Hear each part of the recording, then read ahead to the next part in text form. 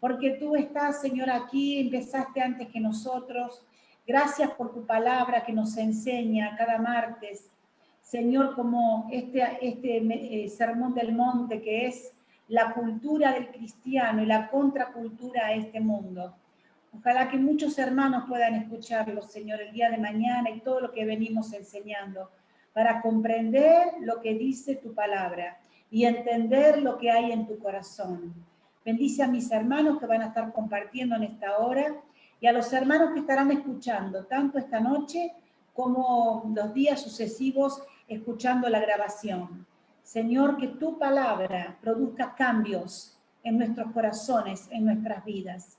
En el nombre de Jesús. Amén y amén. Amén. Gloria a Dios. Gloria a Dios, sí, Señor. Bueno, hacemos así con Marcela en esta noche porque digamos que el cronograma venía al revés. Marcela le tocaba dar esta enseñanza hoy y a mí me tocaba la próxima, pero vamos a, como esta cuestión de los turnos están siendo tan difíciles para mí, vamos a aprovechar esto de que hoy estoy yo y la voy a dar yo a la enseñanza tal cual de acuerdo a Dios me la dio en mi corazón sobre estos versículos del Sermón del Monte, pero buscando siempre, ¿no es cierto?, la guía de Dios para que Dios nos ilumine, nos bendiga, nos aclare la mente, nos aclare los pensamientos y por sobre todas las cosas que el Señor nos hable a nuestro corazón. Primero vamos a leer los versículos a los que vamos a tratar en esta noche.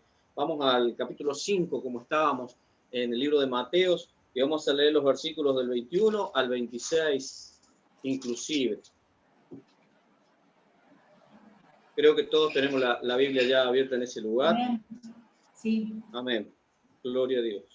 Esto es hermoso y a medida que yo estas noches trabajando en la fábrica, más lo leía y más estaba investigando, indagando y encontraba que es muy profundo. Es cada vez que uno lo lee más, es más profundo lo que Jesús habla en este Sermón del Monte. Quizás antes, mucho tiempo lo hemos escuchado predicar de una forma, de otra, pero cuando uno lo va interpretando para poder darlo como una enseñanza es diferente, es como que hay cosas que se nos pasaron, ¿no? Y son cosas muy profundas, obviamente, porque provienen del mismísimo Jesús que está hablando. Dice así desde el versículo 21 en adelante: Oísteis que fue dicho a los antiguos, no matarás, y cualquiera que matare será culpable de juicio. Pero yo os digo que cualquiera que se enoje contra su hermano será culpable de juicio, y cualquiera que diga necio a su hermano será culpable ante el concilio, y cualquiera que le diga fatuo quedará expuesto al infierno de fuego. Y sigue diciendo, por tanto, si traes tu ofrenda al altar y allí te acuerdas de que tu hermano tiene algo contra ti, dice, deja allí tu ofrenda delante del altar y anda, reconcíliate primero con tu hermano y entonces ven y presenta tu ofrenda. Buenas noches.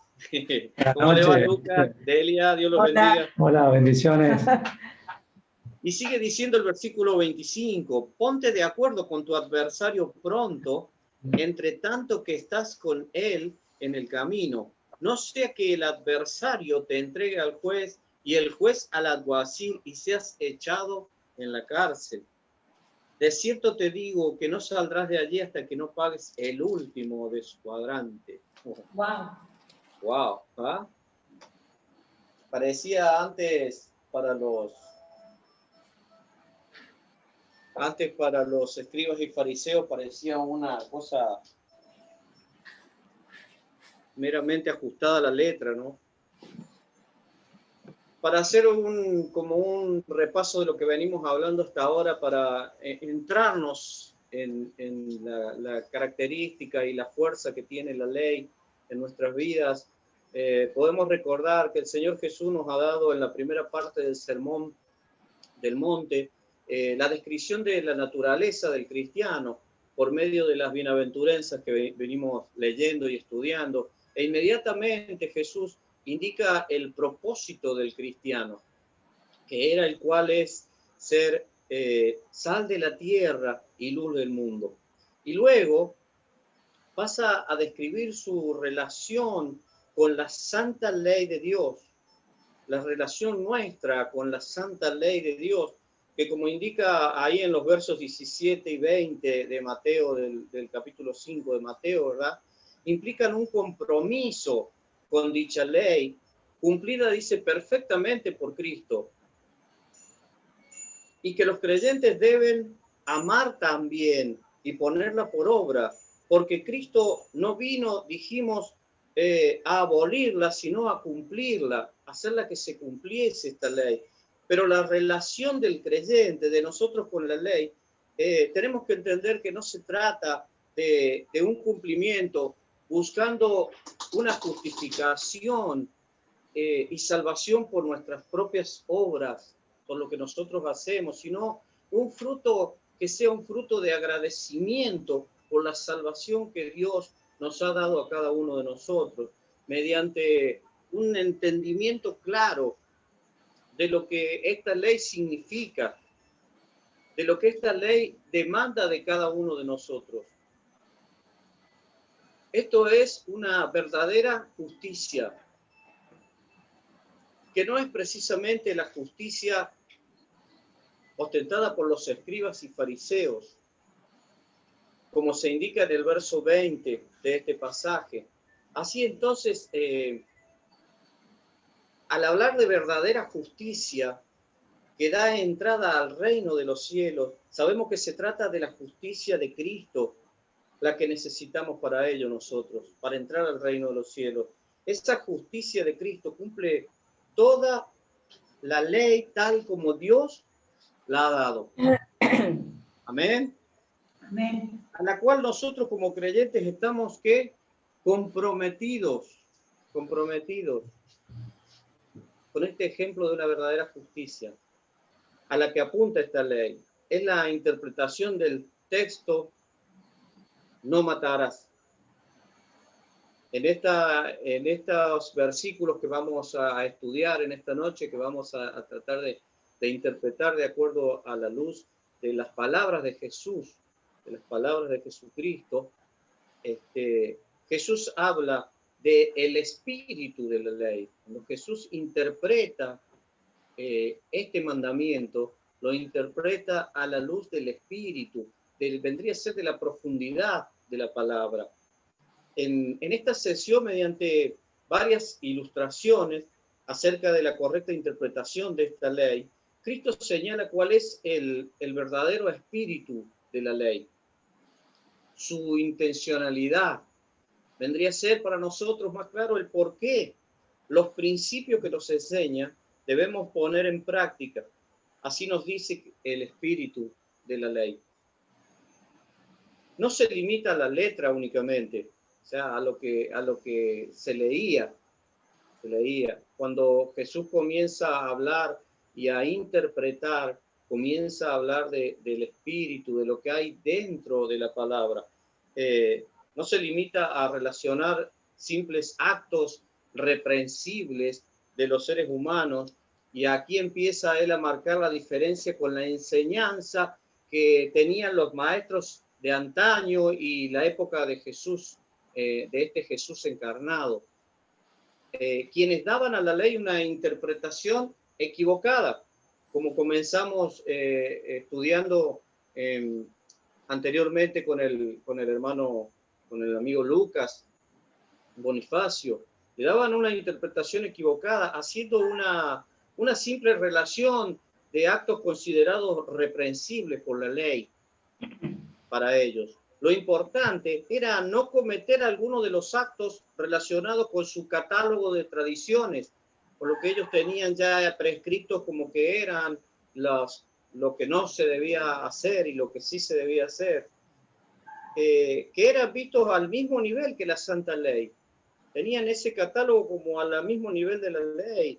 Para ellos no matar físicamente era suficiente para demostrar que habían cumplido la ley de Dios. Y esto estaba bien en su relación con el Señor. No veían ellos la ley en todo su contexto y no lograban entender la intencionalidad verdadera de esta ley. Por eso Jesús viene a dar luz a esto. A esto se refiere también el apóstol Pablo al señalar que dicha interpretación de la ley mata.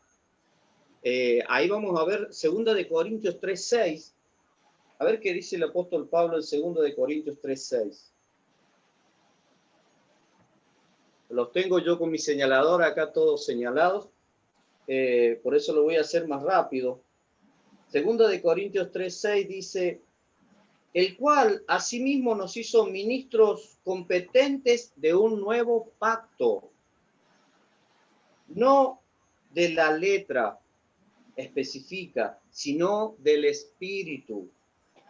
Porque la letra mata, mas el espíritu vivifica, mas el espíritu da vida. Y no estaba hablando de dos cosas diferentes, Pablo. Pablo estaba hablando de la misma ley, pero de la ley vista en el espíritu que nuestro Señor Jesucristo nos va enseñando en esta parte del Sermón del Monte.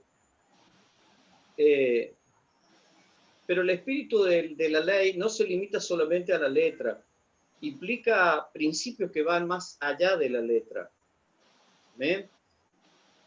Así en esta sección y casi hasta finalizar el Sermón del Monte, el Señor Jesús nos demuestra que la ley de Dios no debe considerarse en función de los hechos solamente, sino que son de vital importancia los pensamientos, las motivaciones y los deseos del ser interior. Por eso Jesús le dice, no es solamente no matarás, no solamente es no matar físicamente a una persona, sino que Dios está viendo más allá de eso. Dice, de modo que para Dios importa principalmente lo que conduce a los hechos reprensibles. Está más allá del suceso, sino lo que conduce a eso. Por la ley, es decir, lo que Dios ve y reprende es el corazón del hombre. Leemos algunos versos acerca de esta verdad. Vamos a Primera de Samuel. En Primera de Samuel Dios le da una enseñanza al profeta en el capítulo 16 del versículo 7. Vemos esto cuando Samuel va a la casa de David y comienza a hacer una elección humanamente. Cuando Samuel comienza a hacer una elección humanamente, y Jehová le respondió, dice a Samuel, ahí en el versículo 7 del capítulo 16 de Primera de Samuel. Y aconteció, dice, y Jehová respondió a Samuel, no mires su parecer ni a lo grande de su estatura, porque yo lo desecho, porque Jehová no mira lo que mira el hombre, pues el hombre mira lo que está delante de sus ojos, pero Jehová, ¿qué mira? El corazón del hombre. Jehová mira la intención del hombre, lo que se gesta en el corazón del hombre. Entonces Jesús está llevando este mandamiento que significaba para los escribas y fariseos no matar físicamente a una persona y con eso le bastaba, lo lleva al interior de la persona donde Dios está viendo, a donde se gestan ¿qué? Los odios, las envidias, la rabia, las broncas, los celos. ¿Ve Dios solamente lo exterior que puede reflejar una persona? ¿O ve Dios lo que hay dentro de uno? ¿Cómo es el corazón del hombre? Se esconden las intenciones, deseos malos del conocimiento de Dios. El hombre trata de esconder sus verdaderas emociones, sus verdaderos pensamientos, pero los oculta ¿de quién? De los que nos rodean, de la gente. Pero ¿qué dice ahí el libro de Gálatas? Insensatos, dice, es imposible engañar a Dios. No se puede. Dios nos conoce más allá de eso. ¿Qué pensaba el salmista David con respecto a esto? Ahí en el Salmo 66, en el versículo 18. Si alguien quiere abrir el micrófono y leerlo, me va a hacer un favor para que yo no tenga que hablar tanto y hablar yo solo. Salmo 66, versículo 18. ¿Qué dice David de esto? ¿Qué dice el salmista?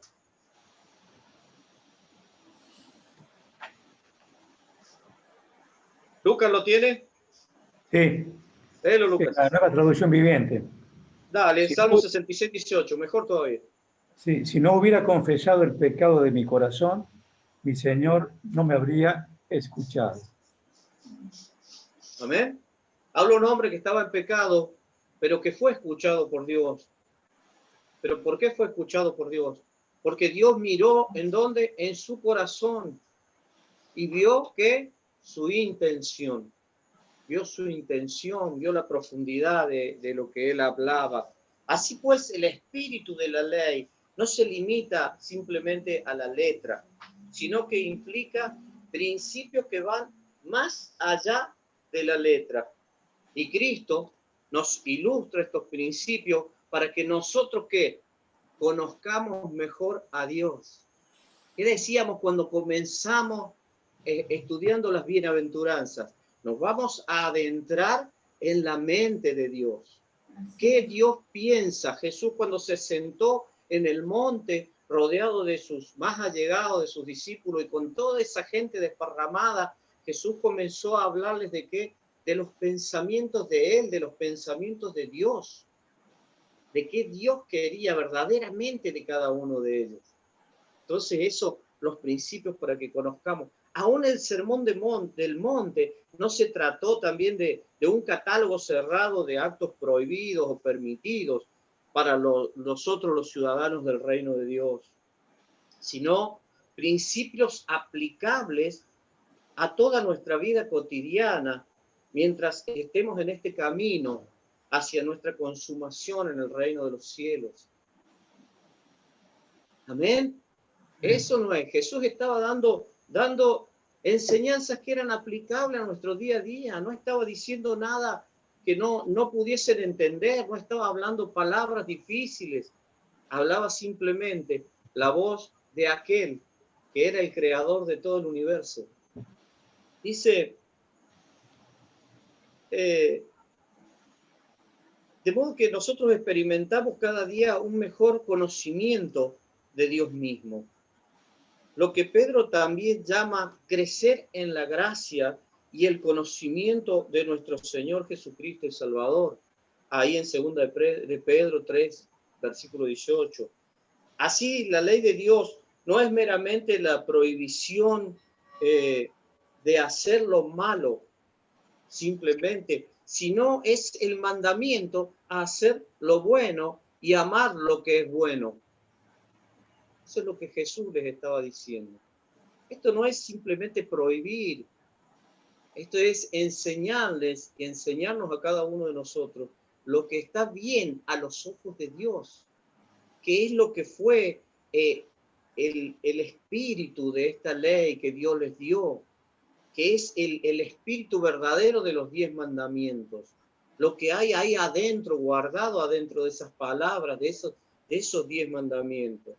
Al entender esto y ponerlo por obra cada uno de nosotros, podemos experimentar en verdad lo que es la buena voluntad de Dios, que sus mandamientos no son una molestia, no son una carga, sino la verdadera y gozosa libertad en Cristo Jesús.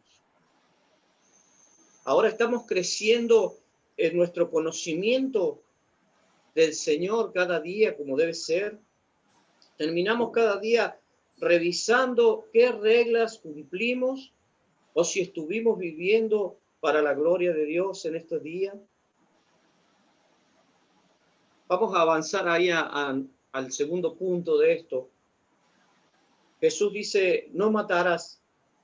Comienza el Señor Jesús ahí a ilustrar estos principios interpretando correctamente la santa ley de Dios para demostrarnos lo que es verdadera justicia, e inicia enseñando acerca del sexto mandamiento, en contraste con lo que habían dicho de él los escribas y fariseos, los maestros defensores de una tradición que no era realmente palabra de Dios. No matarás, enseña Cristo en este momento. Dice que no matarás no se reduce a un acto físico simplemente. La tradición farisea se limitaba a esto, a colocar el mandamiento junto con una de sus consecuencias legales, como lo único que matar, asesinar implicaba. Cristo dice, oíste que fue dicho a los antiguos, no matarás. Y cualquiera que matare, dice, será culpable de juicio. ¿Bien? El contenido de la frase de la tradición farisaica es bíblico. O sea, está bien, es tomado de la palabra de Dios. Está en Éxodo 20, versículo 13, está en Números 35. Pero se reducía al mandamiento a simples sanciones legales por parte de magistrados civiles. En nuestro tiempo, como hoy, por ejemplo, equivaldría a decir, no cometas un asesinato porque te puedes declarar culpable de juicio y vas a terminar preso. ¿Es cierto esto? Es simple, es así, es así. Como una consecuencia, sí, es cierto, es una lógica. Pero no es todo lo que el mandamiento expresado en la santa ley de Dios expresa. Pero los maestros de esa época estaban muy contentos con esa interpretación, pues cumplían exteriormente con la ley y, como hemos visto, condenando injustamente a Cristo a muerte, no consideraron estar violando ningún mandamiento. ¿Cuántos nos hemos sentido libres de haber cometido un pecado? Este tipo de pecado, porque lo hemos reducido en nuestra mente a un simple acto físico de no matar. Pero ¿qué nos dice Jesús acá acerca de no matarás? ¿Cómo profundiza Jesús ahí en sus palabras este acto? Los fariseos habían creado en ese tiempo un interesante negocio, por así decir, con respecto a esto. Si alguien cometía algún pecado, tenía precios, y cada precio estaba valuado en algo, y eso de estar valuado en algo, tenían que comprar ese producto. Y por eso es que Jesús, cuando entra a la iglesia y encuentra ahí en el templo, encuentra a los vendedores de todo lo que significaba una absolución de los pecados que traían. Jesús entró en ira y rompió todo y destruyó todo, porque habían convertido la ley en un mero negocio. Para ellos era lo que se leía, y lo que se leía era lo que se debía hacer o no. Jesús lo lleva más allá al mandamiento y le incluye el enojo y el desprecio también dentro del mismo mandamiento. Ahí en el versículo 22 Jesús le dice, pero yo os digo que cualquiera que se enoja contra su hermano será culpable de juicio, y cualquiera que diga necio a su hermano será culpable ante el concilio, y cualquiera, dice, que le diga fatuo quedará expuesto al infierno de fuego. Jesús les está diciendo y les está enseñando algunas cosas que muchos años después la ciencia descubriría, que nosotros simplemente podemos dañar a una persona de por vida con solamente expresarle palabras de maldición sobre ellos, diciéndole tonto, estúpido. ¿Qué es lo que está diciendo él? Si nosotros le decimos a alguien, a nuestro hermano, a nuestro prójimo, tonto, estúpido, eso hace un daño en la persona. Eso lo daña a la persona. Y Jesús acá lo incluye en el mandamiento, no matarás. ¿Se profundiza o no se profundiza la palabra? Vamos más adentro de lo que parece. Jesús cuando habla entra en el sentido interno de la palabra, en el sentido profundo. La tradición dada por los escribas y los fariseos daba esta interpretación falsa de la Santa Ley. Pero miren ustedes, el dador de la ley, el que inspiró esta palabra, no nos olvidemos de eso, da su verdadera interpretación. Él es Dios, Él es Dios. Dice, pero yo os digo. Por eso Jesús no viene a abolir la ley. Jesús viene a hacerla cumplir a la ley. Jesús viene a decir lo que Él quiso escribir en la ley, a entender, a que nosotros hoy podemos entender lo que Él quiso decir en la ley. Dice el Señor, quien tiene toda autoridad para decirlo, quien tiene toda autoridad, quien puede enseñar claramente lo que significa la ley. Ha venido a mostrarnos el camino correcto, el sentido correcto de su santa ley, para que nosotros podamos. Así que prestemos cuidado a lo que el autor mismo de la ley se ha propuesto enseñarnos acerca de la verdadera justicia. La verdadera justicia no se limita a simples actos físicos, les dice Jesús, sino a una actitud interna del corazón. Así, por ejemplo, matar no es solamente quitarle físicamente la vida a alguien, sino también es enojarse contra alguien, sino despreciarle. Y esto es una actitud interna del corazón que no siempre se muestra externamente, pero que en ocasiones se evidencia en palabras o actitudes, enojos sin razón, reproches, desconsideraciones, odios, resentimientos, sentimientos desagradables contra una persona.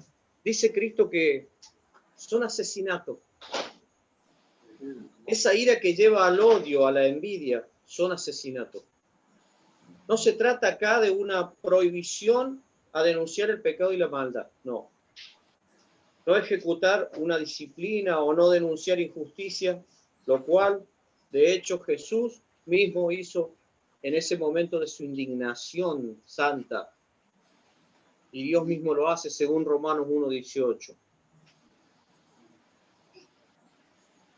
Nuestra indignación debe ser contra la maldad, contra el pecado, pero no siempre lo hacemos así. Y corremos, dice Jesús, el gran peligro de caer en el pecado de asesinato al enojarnos contra nuestros hermanos, contra nuestros vecinos, contra nuestros compañeros de trabajo, contra nuestro prójimo, contra todo el que nos rodea.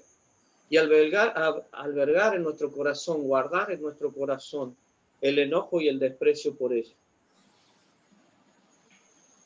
Entonces de eso está hablando Jesús, de ese peligro, de ese no matarás, de esa profundidad del mandamiento. Pero Cristo también en su santa ley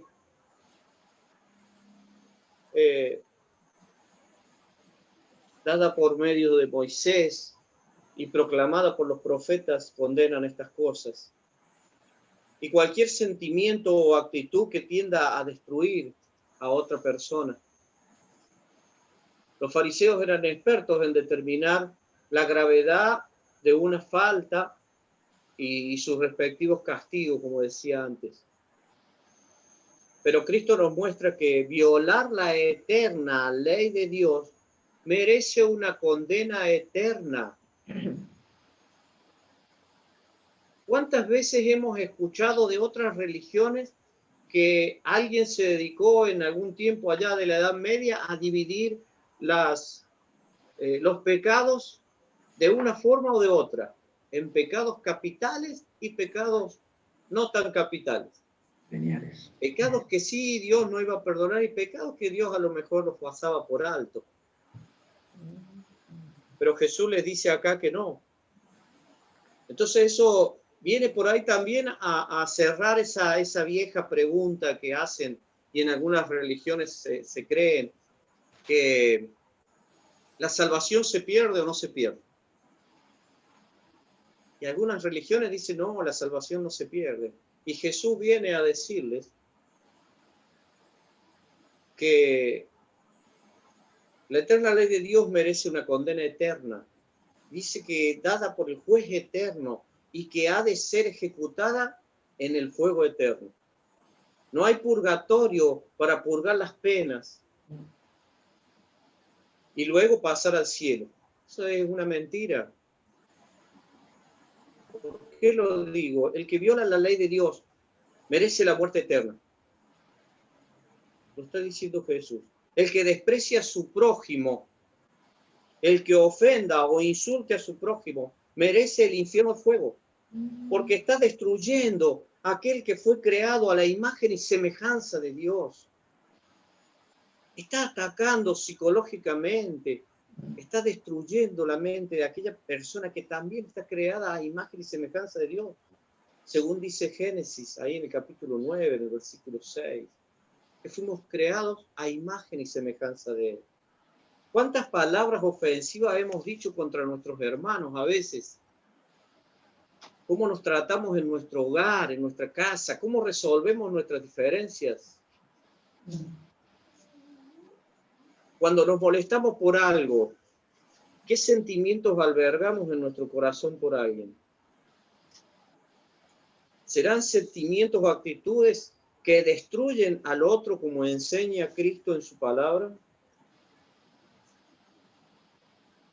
¿Qué excusa le podemos presentar al Señor? ¿Qué le podemos decir? Creo que todos somos culpables de haber violado este mandamiento como Cristo nos muestra. ¿Qué hacemos entonces? Vamos al otro punto, que exige no matarás. En los versículos 23 y 26, el Señor Jesús nos llama la atención sobre la actitud vigilante del corazón. Pasa no solo evitar el pecado, sino tampoco pretender expiarlo, dice, mediante ¿qué? Algún acto extremo de adoración. Ni con este ni con ningún otro de los mandamientos se aplica, escúchenme, el dicho popular que dice, el que peca y reza empata. ¿Ah? ¿Lo conocían? Es viejo, se sabía decir antes, el que peca y reza empata. No es verdad. El Señor muestra lo fácil que es para nosotros caer en este pecado. Eso Jesús le está diciendo. Es tan fácil caer en ese pecado, en creer que es tan fácil deshacernos de lo que hicimos. Pero también nos muestra la salida. También Jesús ahí en los últimos versículos que tenemos ahora para estudiar, nos muestra la salida. Que se trata de ¿qué? De arrepentimiento y reconciliación. La llave para abrir el corazón de Dios es el arrepentimiento. Por eso el salmista decía, porque Dios vio en su corazón, por eso Dios lo ayudó y lo sacó de donde estaba. Porque Dios había visto en su corazón, y cuando hay arrepentimiento y reconciliación, hay sanidad, hay salvación. Si matar incluye pensamientos y actitudes internas como el desprecio por otra persona y cualquier sentimiento en contra de los demás, no podemos pretender ir y adorar a Dios y considerar que no ha pasado nada. ¿Están entendiendo la profundidad que tiene? la profundidad que tiene la ley para Cristo, la profundidad que tiene el mandamiento para Cristo, lo que Jesús les está diciendo en este momento, o minimizar estos pensamientos y actitudes. Dice que Cristo nos dice son violación del mandamiento, no matarás. No basta decir voy a hacer una ofrenda a Dios y con eso compenso el mal pensamiento o la mala actitud contra mi hermano. No creo que nosotros en algún momento de nuestra vida lo hayamos pensado de esa manera. Pero sí quizá muchos de nosotros pensamos en alguna manera que si nos arrodillábamos y orábamos mucho y le pedíamos mucho perdón a Dios, pero Jesús va más allá de eso. Jesús nos pide reconciliación. Jesús nos pide que sí, que nos arrodillemos, pidamos perdón, pero también nos pide reconciliación.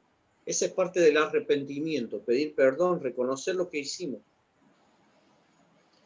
De hecho, el Señor dice que es mejor de tener el acto de adoración, dice, de tener el acto de adoración que estamos haciendo y mostrar un genuino arrepentimiento buscando la reconciliación con aquel que tenga algo con nosotros. Claro está que cuando dependa de nosotros, pues debemos procurar estar en paz con todo, pero cuando dependa de nosotros y cuando nosotros esté a nuestro alcance. Si voy a ofrecer algo a Dios, debe ser producto de una verdadera reflexión de cuán bueno Dios ha sido conmigo, de cómo ha tenido cuidado de mí, de cómo me ha bendecido sin merecerlo, pues he pecado contra Él. Entonces allí debo pensar también, si Dios ha sido bueno y me ha perdonado y ya no está enemistado conmigo, ¿verdad? ¿Por qué he de estar enemistado con mi hermano o con quien quiera que sea mi prójimo en ese momento? Así yo piense que no he hecho nada contra él. De nada vale realizar un acto de culto si tolero un pecado conocido en mi vida. De nada vale llevar la ofrenda, los diezmos a la iglesia si sé que estoy en pecado y tengo algo contra alguien y no voy y me pongo a cuentas con él. Me reconcilio con él.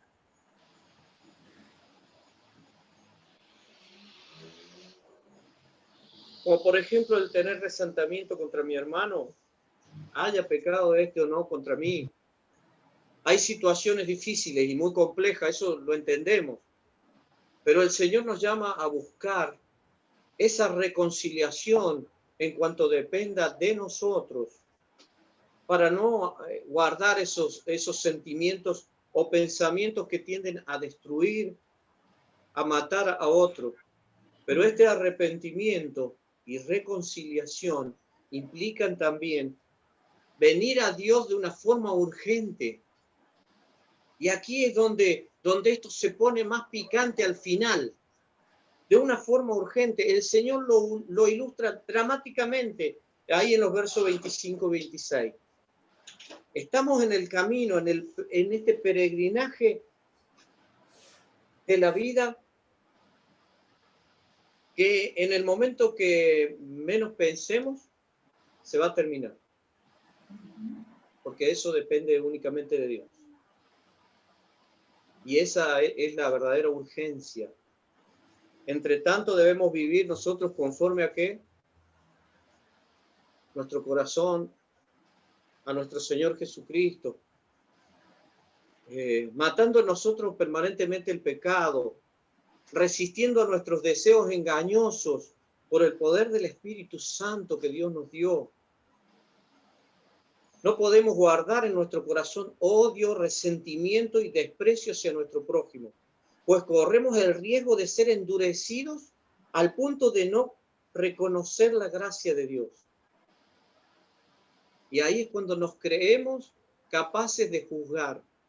Cuando no reconocemos la gracia de Dios en nuestras vidas, lo que Dios ha hecho por nosotros, cuando nos creemos con derecho a juzgar a las personas que nos agredieron, que nos hicieron daño, con las que tuvimos una X discusión. y terminar siendo el objeto nosotros del castigo eterno. Pues violar la ley de Dios tiene consecuencias eternas. La paga del pecado, ¿qué es? Muerte. La muerte.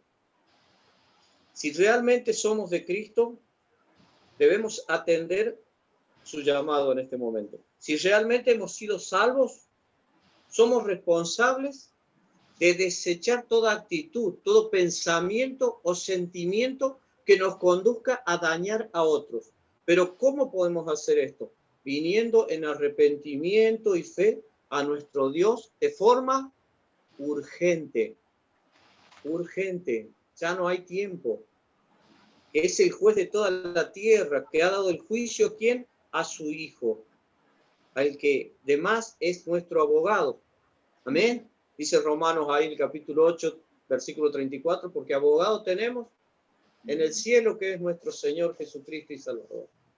Vengamos a Cristo y arreglemos nuestras cuentas. Si hemos pecado en la forma de matar, como describe el Señor Jesucristo, o en cualquier otra clase de pecado, hoy es el día de venir a estar a cuentas con Él. Dice Jesús, venid luego, dice Jehová, y estemos a cuenta. Si vuestros pecados fueren como la grana, como la nieve, serán emblanquecidos. Si fueren rojos como el carmesí, dice, vendrán a ser como blanca lana. Isaías, capítulo 1, versículo 18. Hoy es el día de salvación.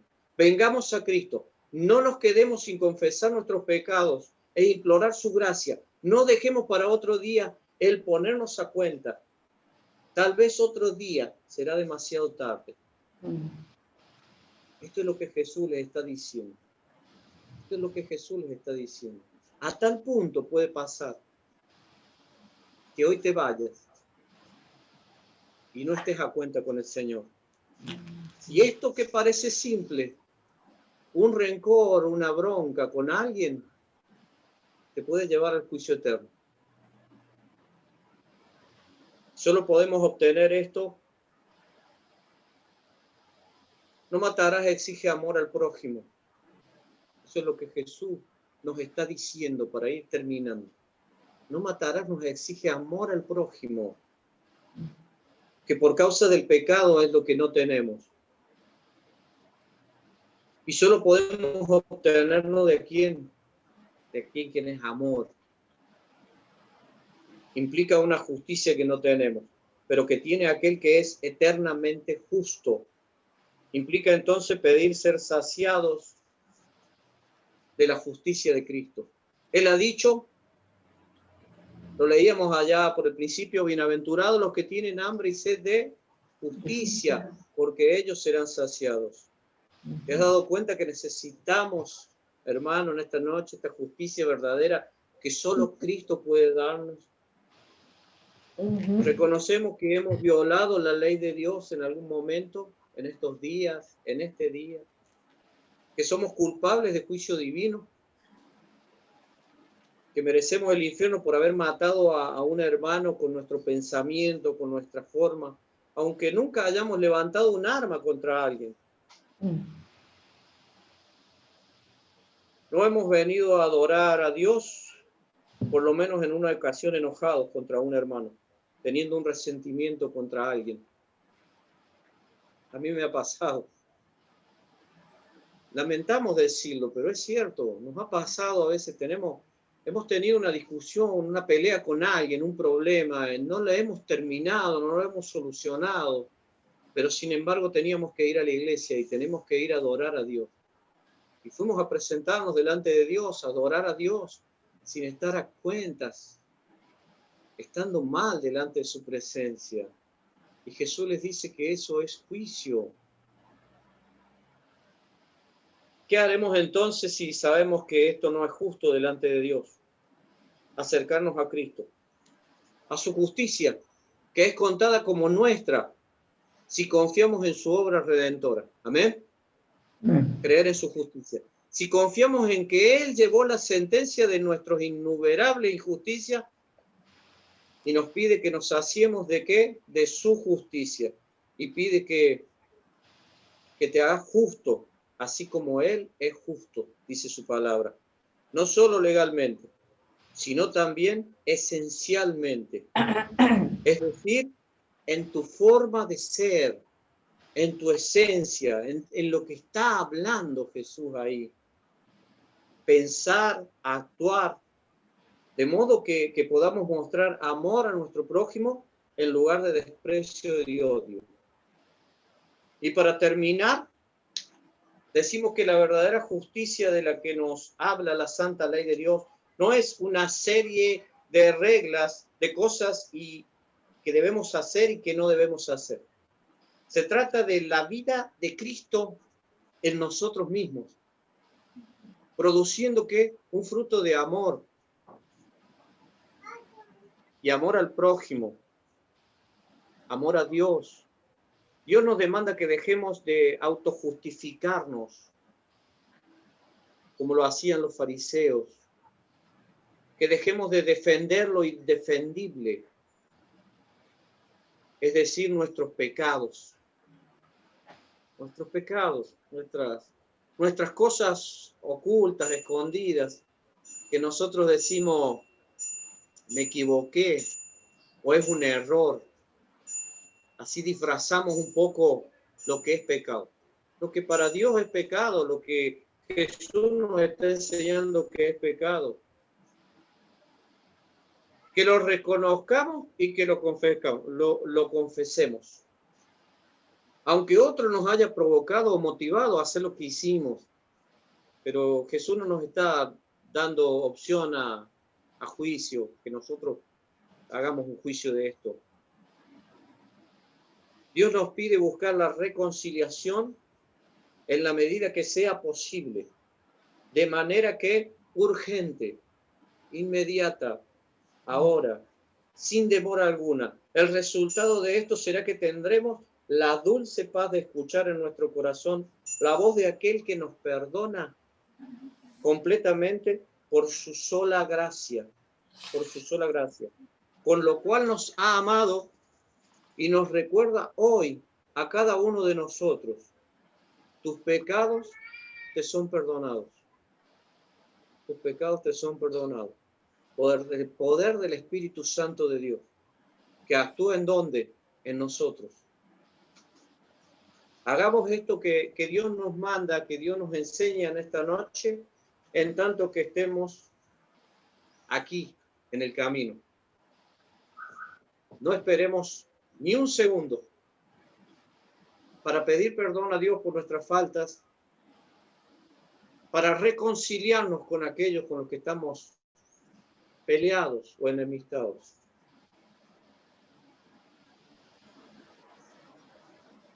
Amén. Amén. Os invito que oremos en esta noche. Bueno, no sé si alguno quiere opinar algo de lo que...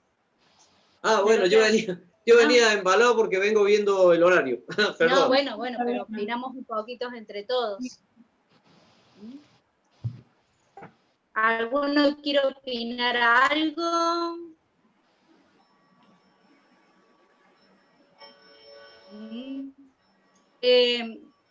Yo voy a... porque bueno, estuvimos ahí. La verdad que por ahí nosotros, sin querer, decimos cosas feas a nuestro hermano, a nuestra esposa. Y realmente hay que tener cuidado con lo que hablamos y con lo que decimos, porque le podemos destruir hasta sus sueños. Si Dios le puso un sueño, si le puso algo en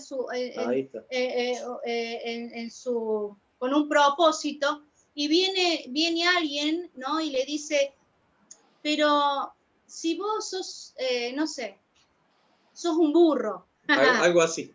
¿Ya? Entonces, eso también es matar los sueños. Podemos perder a ese hermano, esa persona se puede ir al mundo. Podemos tener un problema hasta en el matrimonio, por decir cosas realmente ásperas, que no vienen del corazón de Dios, que no vienen de la boca de Dios. Eso es matar. Matar es también matar sueños, matar proyectos que Dios ha puesto en nuestros hermanos, en nuestros esposos, en nuestros hijos. Ojo también con el vocabulario que tenemos que tener también con nuestros hijos, con los hermanos de la iglesia, con nuestro esposo. Bueno, Eso es lo que quería aportar yo en esto. Y también ¿Alguno más puede otra hacer parte, una sí, hay otra parte en la palabra que dice que nosotros a veces no nos damos cuenta que nuestro hermano, por más que veamos lo que veamos, está hecho a la imagen de Dios. Claro. Y que Cristo murió por nuestros hermanos. Tal y esta cual. cosa del menosprecio y del enojo, a mí me preocupa cuando veo esto en el Sermón del Monte, cuántos hermanos o hermanas están enojadas con otros, no lo arreglan, dejan que pase el tiempo, y la verdad que la palabra nos está haciendo muy claros, que nosotros podemos perder la salvación, podemos ir al fuego eterno si nosotros permanecemos enojados con las personas. El enojo, por eso es interesante como lo enseñaste, Roberto, que justamente el enojo, y el libro de Santiago, porque toda la Biblia se Claro. confirma por sí misma. Santiago Claro. dice que la lengua es un fuego y que con la lengua matamos a las personas. Eso dice Santiago, justamente por eso. Es verdad. Es tan pequeña la lengua, pero con este pequeño miembro que está en nuestros cuerpos puede encender un fuego. Y como bien enseñaste, con una palabra podemos matar. Es por eso que tenemos tantas personas con problemas desde la niñez, con problemas de inseguridad, con problemas de temor, porque de niño se le ha enseñado, como vos mismo dijiste, estás diciendo, Marce, sos un inútil, no servís, siempre lo mismo, no servís para nada, o lo comparamos con otro, entonces, ¿qué pasa? Esa persona se cree esa palabra que se le sembró y la mataste, le mataste el sueño, le mataste el futuro, le mataste un futuro a esa persona que a lo mejor podría ser una persona re inteligente, pero por otro lado, hemos conocido de personas con muchos problemas emocionales, con problemas físicos, con tremendas limitaciones, y tuvieron padres que los animaron, que le hicieron no ver sus limitaciones, sino que se concentraron en la parte fuerte de la persona, y hoy son científicos, son personas, son tremendos deportistas. ¿Por qué? Porque los padres le enseñaron, o alguien, un mentor le enseñó a no concentrarse en sus debilidades, sino en su parte fuerte. Y nosotros realmente con la lengua podemos matar. Por eso es muy fuerte esta parte del Sermón del Monte. Y todo lo que viene ahora, ¿no? que lo que dio Lucas el otro día fue como una introducción a todo lo que viene, porque ellos miraban a la ley escrita, que eran los 10 mandamientos. Ahora Jesús va al hueso de la ley, va al espíritu de la ley. Los fariseos miraban todo lo externo, matar es matar a una persona. Ahora Jesús te dice, no, vos estás enojado con tu hermano, estás enojado con tu esposa, que estás 4 días sin hablarle. No sé con quién hablé el otro día, no me acuerdo, porque hablo con un montón de gente. No, dice, yo puedo estar 3 días sin hablarle a mi esposo. ¿Cómo puedo estar 3 días sin hablarle a tu esposo? No podés, porque bíblicamente estás en pecado, a la noche tenés que arreglarte, sí o sí. No se ponga el sol sobre vuestro enojo, ¿no? Y otra cosa, ¿cómo comemos también o cómo participamos de la Santa Cena? Es un tema y claro. Es una pregunta que yo le dejo a cada uno de ustedes allí. Lo podemos desarrollar en otra enseñanza, pero como dice la pastora, o sea, a veces no nos fijamos cómo va lo que es el pecado realmente, y de pronto es el primero de cada mes vamos y participamos de la Santa Cena. Pero realmente, ¿estamos arrepentidos de lo que hemos hecho? ¿Hemos pedido perdón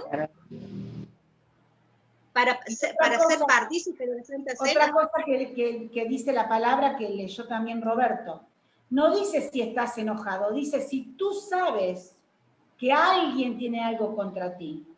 Algunos dicen, yo no le hice nada, no. Dice, si tú sabes que tu hermano, ahí la veo Edith, hola Edith, si yo sé que Edith está ofendida conmigo, yo digo, a mí qué me importa, si yo no le hice nada a Edith, que se aguante, que tiene 2 caminos, no. Si yo sé que a Edith la ofendí, porque que ella está ofendida conmigo, y yo siento que no hice nada, pero a veces, como dice Santiago, como nosotros ofendemos con la lengua, y a veces no nos damos cuenta que hemos ofendido, pero si yo me entero y escucho que mi hermana está herida conmigo y lastimada, yo tengo que ir a reconciliarme con mi hermana.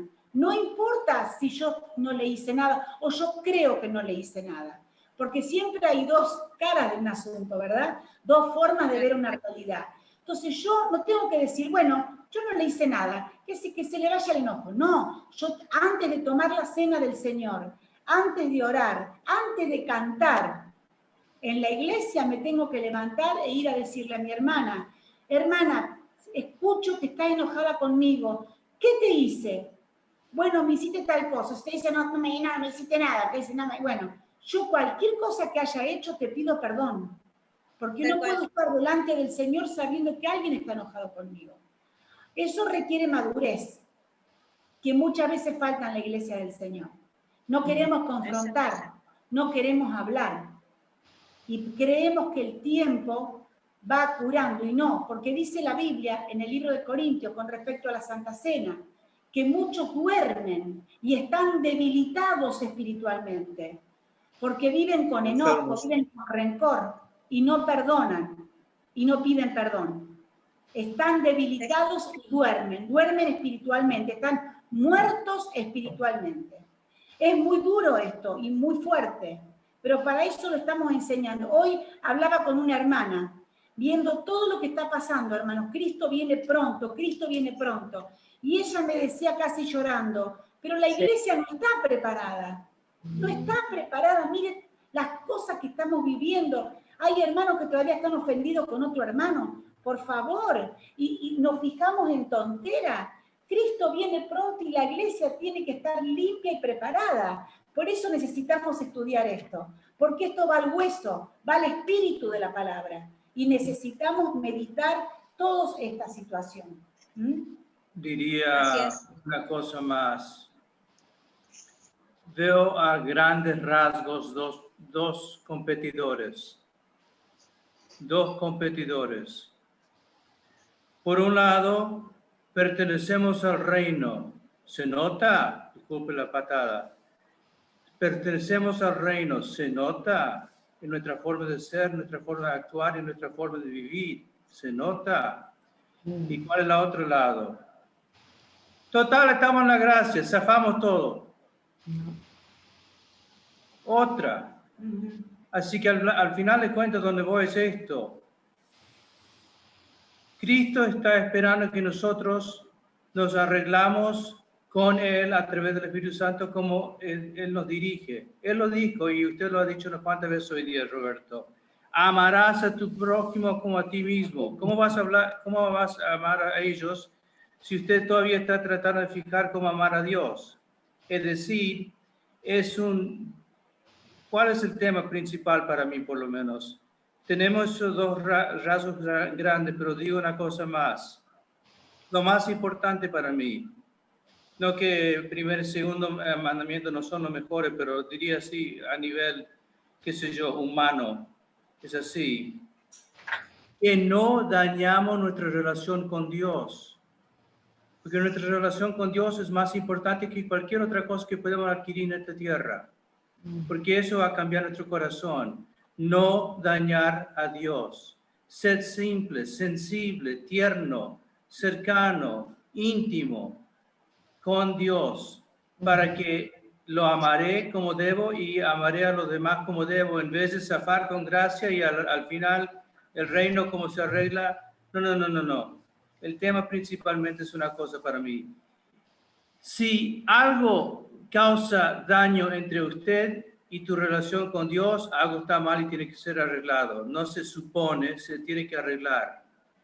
En vez de dejarlo pasar de largo o hacer la vista gorda. Tenemos cada dicho para sacarnos de encima y no ser responsables. Que Dios nos cuide de ser así, porque la verdad es esto. Yo quiero parecer como donde voy, no donde vine, pero donde voy.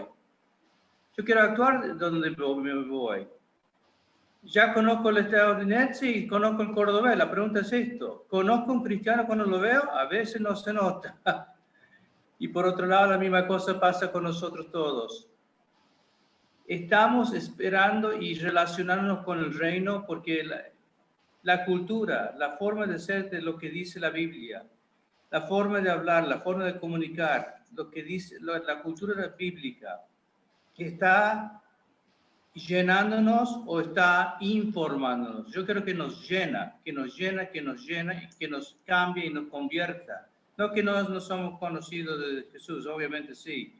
Pero el tema es esto, que nos convierta diariamente. Como dije esta mañana cuando estaba estudiando la Biblia en mi tiempo de devocional, me di cuenta de una cosa: ¿cuánto tengo que hacer eso todos los días? Aún ahora todavía me olvido por allí. Pedir perdón a Dios por mis pecados diariamente. Hágame sensible y hágame no solamente para recordar, Padre, pero para que no me olvido la base es Jesús. Y sin la base de Jesús no tengo nada por lo cual hablar, no tengo nada por lo cual vivir. Jesús es el tema, nada más. Amén, amén, amén, amén. Sí, estábamos viendo la omnisciencia de Dios, ¿no? De Jesucristo cuando tuvo